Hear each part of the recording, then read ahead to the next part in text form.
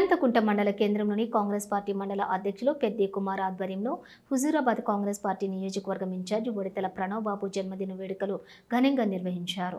ప్రణవ్ బాబు ఇల్లంతకుంటలోని శ్రీ సీతారామచంద్ర స్వామివారిని దర్శించుకుని ప్రత్యేక పూజలు నిర్వహించారు. అర్చకులు శేషం రామాచార్యులు నవీన్ శర్మలు ప్రణవ్ బాబుకు వేద మంత్రోచ్చంతో ఆశీర్వచనం ఆలయ జ్ఞాపికను అందజేశారు. అనంతరం కేక్ కట్ చేసి స్వీట్లు పంపిణీ చేశారు. పలువురు నాయకులు ప్రణవ్ బాబుకు శాలువాలు బొకేలతో జన్మదిన శుభాకాంక్షలు తెలిపారు.